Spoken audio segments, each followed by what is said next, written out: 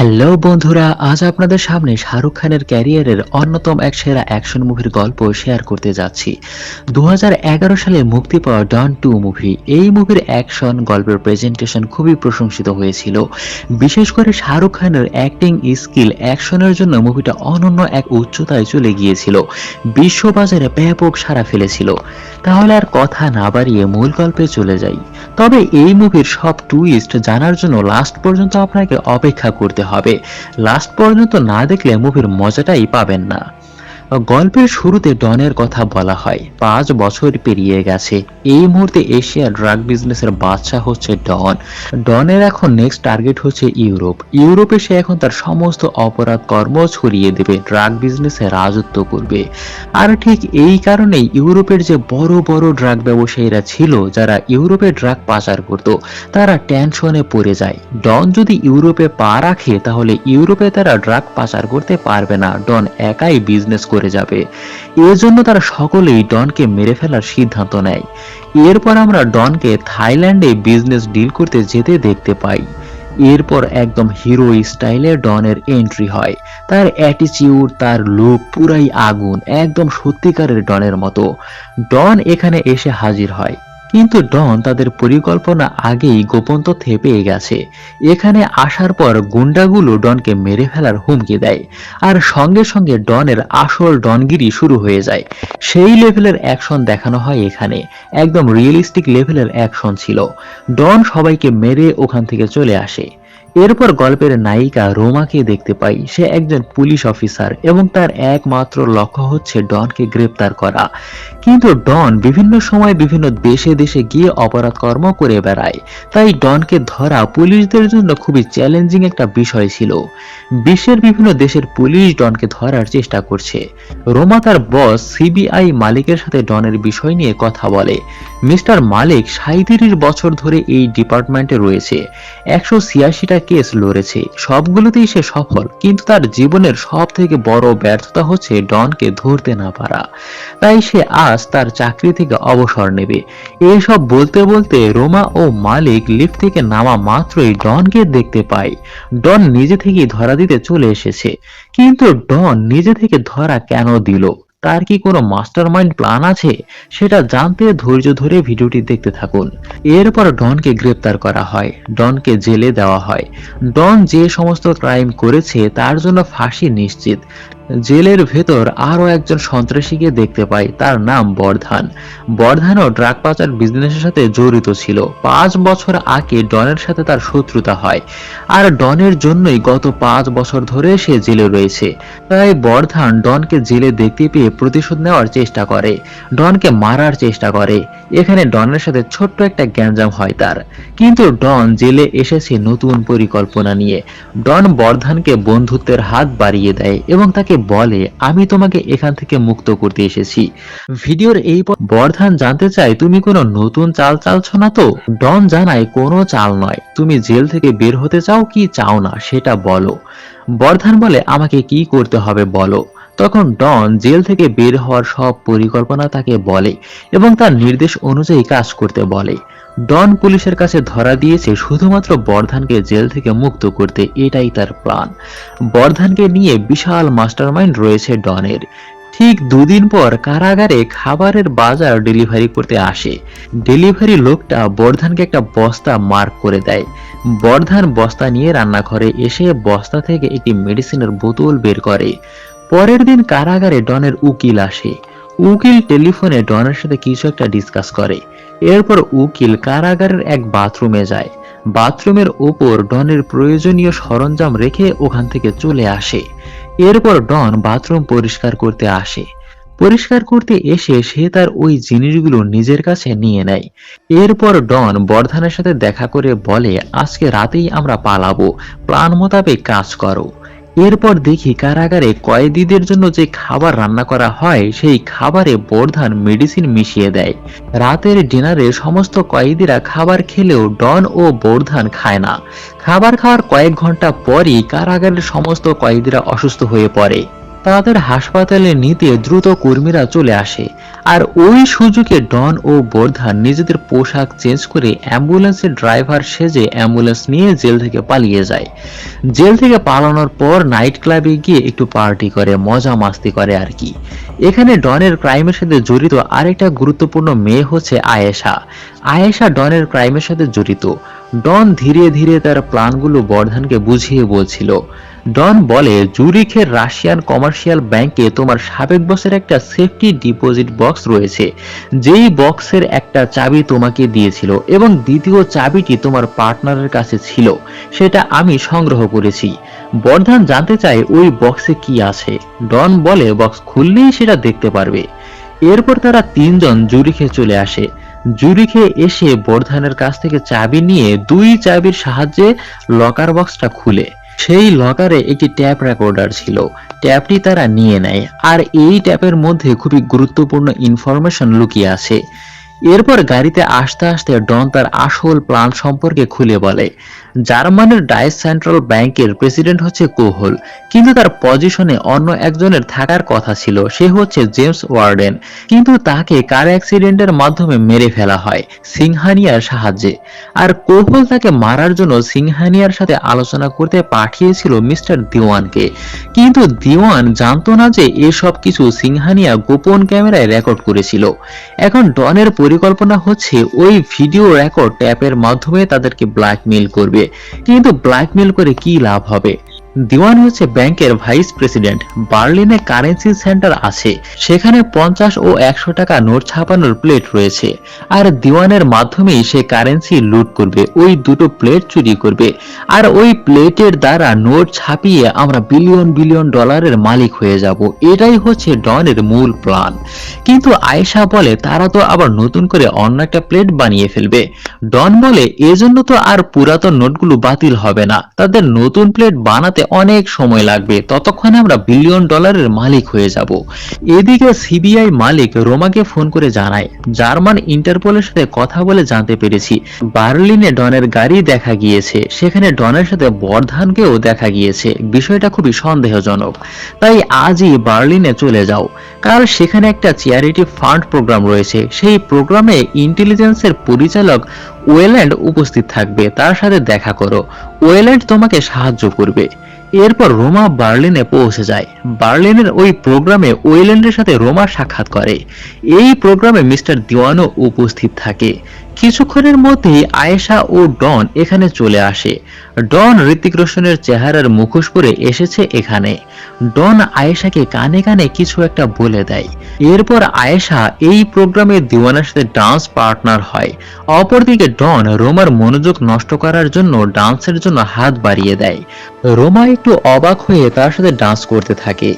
ওইদিকে আয়েশা ডান্স করতে করতে দিওয়ানের পকেটে একটা ফোন ঢুকিয়ে দেয়। আয়েশা এরপর ধন্যবাদ জানিয়ে চলে আসে। ওদিকে ডন তার কাজ হাসিল হয়ে যাওয়াতে রোমার সাথে ডান্স করতে করতে তাকে নাচের তালে বোকা বানিয়ে উধাও হয়ে যায়। রোমা আর ডনকে খুঁজে পায় না। রোমার বিষয়টা সন্দেহজনক মনে হয়। কিছুক্ষণের মধ্যেই দিওয়ানের পকেটে ঢুকিয়ে দেওয়া ওই ফোনের মধ্যে ফোন আসে। দিওয়ান কিছুটা আশ্চর্য হয়। ডন ফোনে তাকে জানায়, মোবাইলের ইনবক্সে একটা ভিডিও পাঠিয়েছি, ভিডিওটা একটু আড়ালে গিয়ে দেখো, তোমার প্রাণ জুড়িয়ে যাবে। এরপর দিওয়ান একটু আড়ালে গিয়ে মোবাইলে ভিডিওটা অন করে দেখে ওয়ার্ডেনকে মারতে সিংহানিয়ার সাথে যে মিটিং করেছিল সেটার ভিডিও রেকর্ড এটা। ডন আবার ফোন করে এবং বলে এই ভিডিও ছাড়া অনেক ব্যাংক ডকুমেন্টসের ইনফরমেশন রয়েছে তার কাছে। বাইরে একটি কালো গাড়ি নিয়ে বসে আছি, দ্রুত গাড়িতে চলে এসো। এদিকে রোমা খুঁজতে খুঁজতে উপর থেকে হঠাৎ ডনকে গাড়িতে দেখতে পায়, কিন্তু রোমা এখনো জানে না যে সে ডন। দিওয়ান ডনের গাড়িতে এসে বসে। তখন ডন দিওয়ানের সামনে নিজের মুখোশ খুলে আসল চেহারা বের করে। ডন গাড়ি নিয়ে চলে যায়। রোমা ও তার সহকারী অর্জুন একটুর জন্য তাকে ধরতে পারে না। ডন দিওয়ানের কাছে ব্যাংকের কিছু ইনফরমেশন চায়, নইলে সে ভিডিও ফাঁস করে দেবে। এরপর তাকে সারা জীবন জেলে কাটাতে হবে। দিওয়ান পুরাই মানকা চিপায় পড়ে যায়। ডন লুকিং গ্লাসে খেয়াল করে দেখে রোমা গাড়ি নিয়ে তার পিছু নিয়েছে।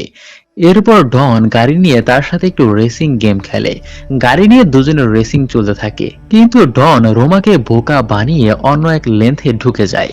এরপর নিরাপদ জায়গায় দিওয়ানকে নামিয়ে দেয়। ডন আবার রোমার সাথে গাড়ি নিয়ে রেস খেলতে থাকে। রোমা তখন গাড়ির ভেতর ডনকে দেখতে পায়, কিন্তু ডনকে ধরা অসম্ভব। সে আবারও রোমাকে ঘুরিয়ে ফিরিয়ে বোকা বানায়, আর রোমাকে টাটা বাই বাই বলে তার চোখের সামনে দিয়েই ডন চলে যায়।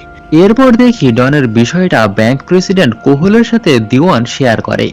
কোহল তাকে জানায় ডনকে যে কোনোভাবে মেরে ফেলার ব্যবস্থা করতে। এরপর দিওয়ান জব্বার নামের এক কিলারের সাথে সাক্ষাৎ করতে আসে। জব্বারকে মোটা অঙ্কের বিনিময়ে ডনকে মেরে ফেলার জন্য ভাড়া করে। এদিকে ডন সমীর নামের একজন কম্পিউটার হ্যাকারের সাথে যোগাযোগ করে। হ্যাকিং এ খুব পারদর্শী সে। ব্যাংকের ভল্টের ভেতর থেকে তাকে কারেন্সি প্লেট চুরি করতে হবে। এজন্য ব্যাংকের পুরো কম্পিউটার সিস্টেম নিজের কন্ট্রোলে থাকতে হবে। সমীর প্রথমে না করলেও পরবর্তীতে রাজি হয়। এদিকে রোমা বিভিন্ন ফুটেজ চেক করে তদন্ত করেছে গাড়িতে ডনের সাথে আরো একজন ছিল, কিন্তু তার চেহারা বোঝা যাচ্ছে না। এরপর দেখি দিওয়ান ব্যাংকের সমস্ত তথ্য ডকুমেন্টস নিয়ে ছাদ খোলা বাসে ডনের সাথে মিট করে এবং ব্যাংকের সব তথ্য তাকে জানায়। কিন্তু কারেন্সি প্লেটের লকার খুলতে ডক্টর সেনাইডারের ফিঙ্গারপ্রিন্ট লাগবে। ডন সব তথ্য নিয়ে বাস থেকে নেমে যায়। জব্বার আগে থেকেই ডনকে ফলো করেছিল। লোকজন নিয়ে ডনের পিছু যেতে থাকে তাকে মারতে, কিন্তু ডন বিষয়টা বুঝতে পারে। ডনকে মারতে গিয়ে বিভিন্ন ঘটনাচক্রে এক পর্যায়ে গিয়ে জব্বার নিজেই বিপদে পড়ে যায়। ডনের কাছে জব্বারের জীবন তখন নির্ভর করছিল। ডন জব্বারকে অফার করে, দিওয়ান আমাকে মারার জন্য যে টাকা তোমাকে দিয়েছে আমি তার থেকে 3 গুণ টাকা তোমাকে বেশি দেব, আমার দলে যোগ দাও তুমি। জব্বার তখন ডনের দলে যোগ দেয়, কিন্তু বর্ধান ডনকে বলে জব্বারকে আমাদের প্ল্যানের মধ্যে নেওয়া ঠিক হচ্ছে না। তখন ডন বলে তার প্ল্যান কখনো ভুল হয় না।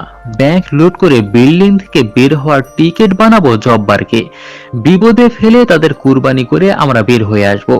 এরপরই ডন দিওয়ানকে ফোন করে থ্রেট দেয়, তুমি আমার সাথে চালাকি করেছো, ব্যাংকের ভুল ডকুমেন্টস দিয়েছো, আমাকে মারার চেষ্টা করেছো, এর পরিণাম অনেক খারাপ হবে। দিওয়ান ভয় পেয়ে বলে আমার ভুল হয়ে গেছে, তুমি যা বলবে আমি তাই করব। ডন বলে ব্যাংকের আসল ডকুমেন্টস কোথায়? দিওয়ান বলে আমার কাছে, আমার রুমেই আছে। ডন তখন বলে দরজা খোলো, আমার লোক সেখানে গিয়েছে, সব ইনফরমেশন তার কাছে পাঠিয়ে দাও। ডন খুবই মাস্টার মাইন্ড, দিওয়ানকে নতুন করে চালাকি করার সুযোগই সে রাখে না। দিওয়ান তখন বাধ্য হয়ে ব্যাংকের সব ইনফরমেশন আয়েশার হাতে তুলে দেয়। এরপর ডন তার টিমের সকলের সাথে ব্যাংক লুট করার মাস্টার প্ল্যান সাজাতে থাকে। সমীর জানায় বিল্ডিং এর কম্পিউটার হ্যাক করে সবকিছু নিজের কন্ট্রোলে আনতে পারবে, কিন্তু একটা জিনিস সে কন্ট্রোল করতে পারবে না, সেটা হচ্ছে ব্যাংকের ভেতরের ভল্ট, যেখানে কারেন্সি প্লেট রয়েছে। ভল্টের সিকিউরিটি সিস্টেম অনেক হার্ড, কিন্তু ডন জানায় ভল্টের ভেতর কি করতে হবে সেটা সে দেখবে। যাই হোক, ব্যাংক লুট করার সমস্ত প্ল্যান প্রস্তুতি তারা নিয়ে ফেলে। তারা পুলিশের নকল আইডি কার্ড তৈরি করে নিজেদের জন্য। ডক্টর সেনাইডারের ফিঙ্গারপ্রিন্টেরও ব্যবস্থা করে ফেলে তারা। কিন্তু বর্ধান মনে মনে দুষ্টু বুদ্ধি করে রেখেছে। বর্ধান জব্বারকে বলে দেয় ডনের ব্যাংক লুট করার প্ল্যান অনুযায়ী তুমি জীবিত ফিরবে না বিল্ডিং থেকে, তোমাকে মরতে হবে। এই কথা শুনে জব্বার ভীষণ রেগে যায়, কিন্তু বর্ধান তাকে থামিয়ে দিয়ে বলে শান্ত হও, আমার প্ল্যান শুনো। এটা মানতেই হবে যে ডনের প্ল্যান অত্যন্ত নিখুঁত প্ল্যান। সে যখন প্লেটগুলো চুরি করবে তখন ডনকে মেরে প্লেটগুলো আমরা নিয়ে নেব, চোরের উপর বাটপারি যাকে বলা হয় আর কি। তখন তারা অনেক টাকার মালিক হতে পারবে। এদিকে রোমা তদন্ত করে জানতে পেরেছে সেদিন গাড়িতে ডনের সাথে দিওয়ান ছিল, তাই দিওয়ানের সাথে এই বিষয়ে কথা বলতে হবে। কিন্তু বস রোমাকে বলে দিওয়ান একজন সম্মানিত ব্যক্তি, তাকে একটু ভেবে চিন্তে প্রশ্ন করবে, যা ইচ্ছা তাই করা যাবে না। এরপরই দেখতে পাই ডনের টিমের লোকেরা আজকে ব্যাংক লুট করতে যাচ্ছে।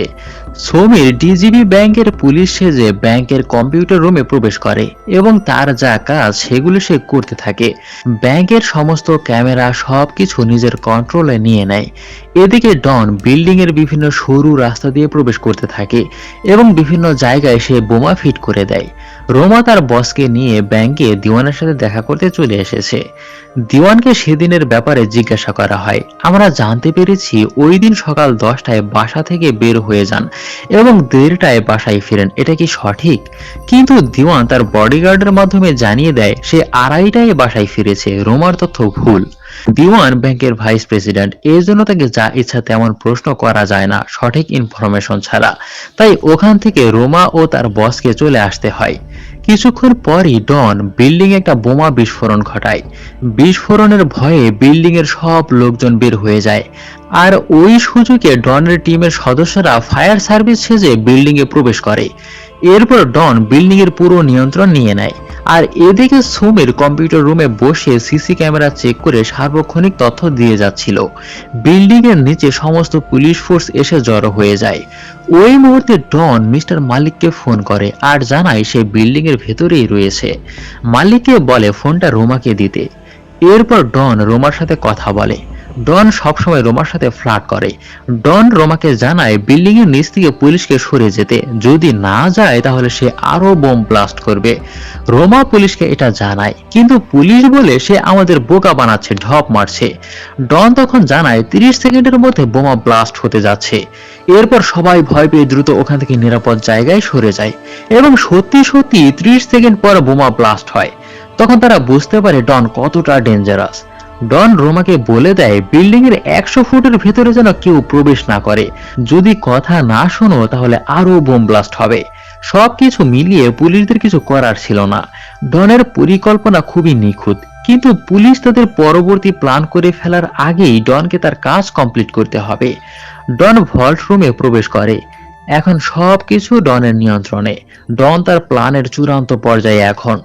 ডন বোমার মাধ্যমে ভল্ট বক্সের সামনের পার্ট ভেঙে ফেলে। ভল্টের ভেতরে রয়েছে কারেন্সি প্লেটগুলো।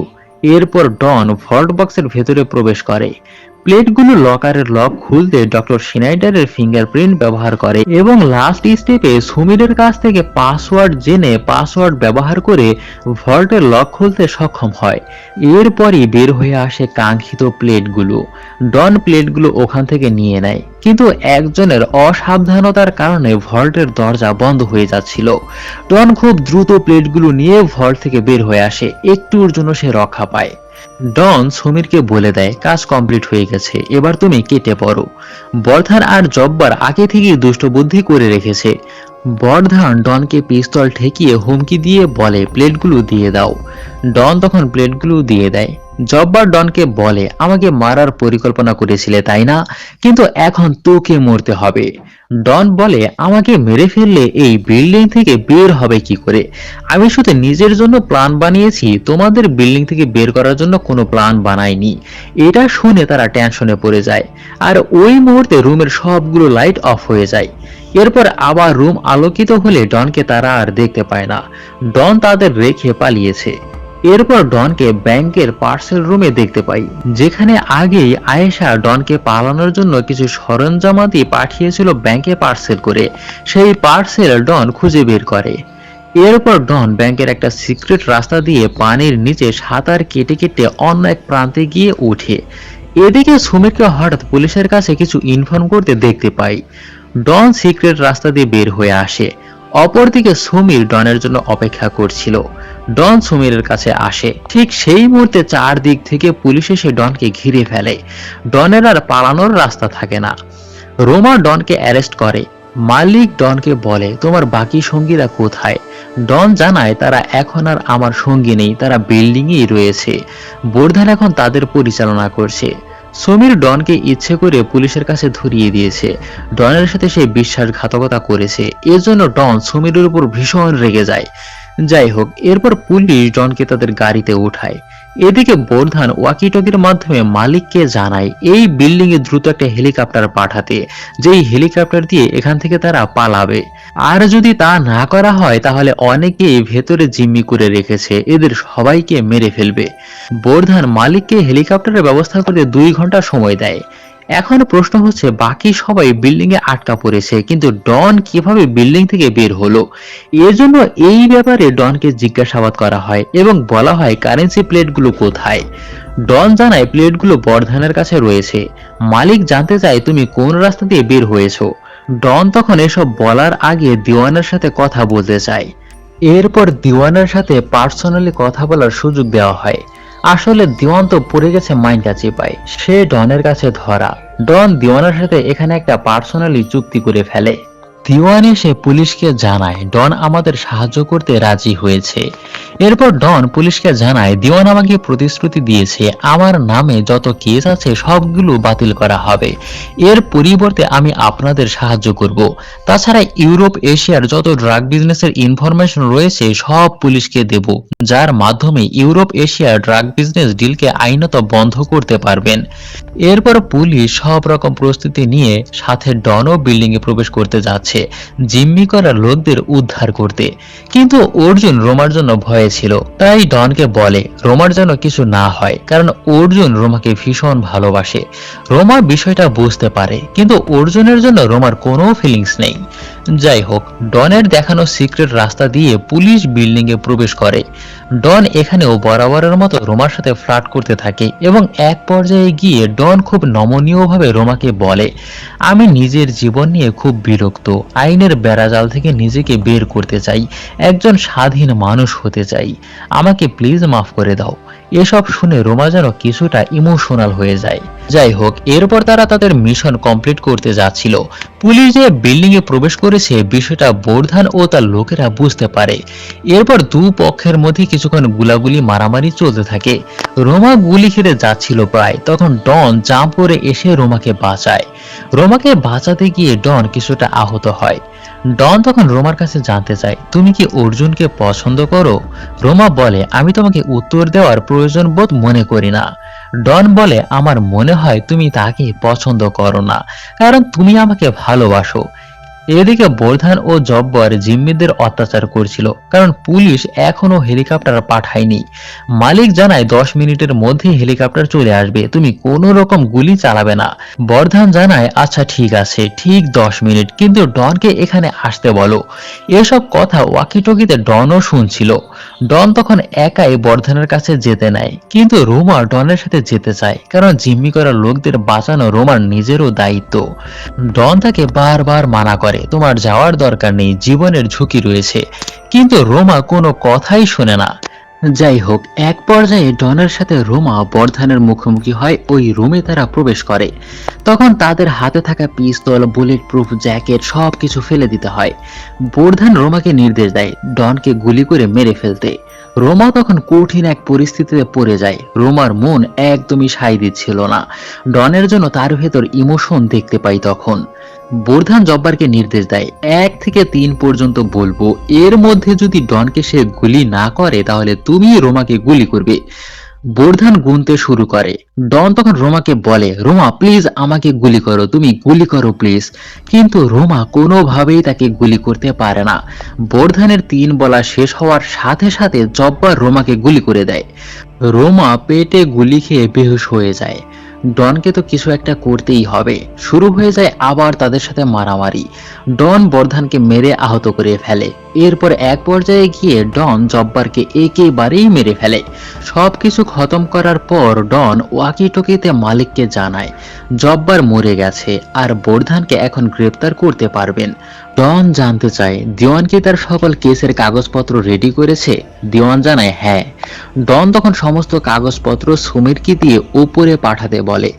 কিছুক্ষণ পর সমীর সব কাগজপত্র নিয়ে ডনের কাছে আসে। ডন এখন তার বিরুদ্ধে করা সব কেস থেকে মুক্ত হতে পারবে। ডন এখানে টেকনিক্যালি সমীরের সাথে কথা বলে। যাই হোক, কিছুক্ষণ পর ডন রোমাকে নিয়ে নিচে চলে আসে। রোমার দ্রুত ট্রিটমেন্ট করতে হবে। রোমাকে অর্জুনের হাতে তুলে দেয় হাসপাতালে নিয়ে যাওয়ার জন্য। পুলিশ ডনের সাহায্যে বর্ধানকে গ্রেপ্তার করে ফেলে। সেই সাথে বর্ধানের কাছে থাকা ওই প্লেটগুলো উদ্ধার করে। ডন সমস্ত ক্রাইমের একটা ডিস্ক পুলিশের কাছে দিয়ে যায়। আর বেচারা দেওয়ান সবকিছু জেনেও মাইন্ড কাচিপায় পড়ে কোনো কিছু করতে পারে না। মালিক তখন বলে এই প্লেটগুলো কি করব এখন? দেওয়ান তখন বলে প্লেট আমার কাছে দাও, এগুলো ল্যাবে পরীক্ষা করতে হবে। এরপর পুলিশ ডনের দেওয়া ওই ডিস্কের মাধ্যমে ক্রাইম জগতের সমস্ত ইনফরমেশন পেয়ে যায়। সেই সাথে তারা ওই ভিডিও ফুটেজও দেখতে পায়। কোহলকে মেরে ফেলার পরিকল্পনা করেছিল দিওয়ান। সকালবেলা দিওয়ান গাড়িতে প্লেট নিয়ে বাসায় ফিরছিল, তখন একটা ফোন আসে তার কাছে। দিওয়ান ফোনটা রিসিভ করার সাথে সাথে বুম ব্লাস্ট হয়ে গাড়ি পুড়ে ছারখার হয়ে যায়। দিওয়ানও মারা যায়। সেই সাথে কারেন্সি প্লেট দুটো পুড়ে নষ্ট হয়ে যায়। এরপর দেখি ডনের দেওয়া ডিস্কের তথ্য পেয়ে পুলিশ আন্ডারওয়ার্ল্ড ক্রাইম জগতের সাথে যারা জড়িত ছিল তাদের সবাইকে গ্রেপ্তার করে। মুভির শুরুতে ডনকে যারা মেরে ফেলতে চেয়েছিল তাদের সবাইকে পুলিশ গ্রেপ্তার করে। কোহলকে পূর্ব পরিকল্পিতভাবে মারার জন্য ব্যাংকের বর্তমান প্রেসিডেন্টকেও গ্রেপ্তার করা হয় এবং বেচারা বোরধান যেখানে ছিল আবার সেই কারাগারেই ফিরে যায়। এর কিছুদিন পর সুমিরের কাছে একটা পার্সেল যায়। পার্সেলটা সুমির রিসিভ করে। এরপরই ডন তাকে ফোন করে জানায় পার্সেলটা নিয়ে আমার সাথে দেখা করো।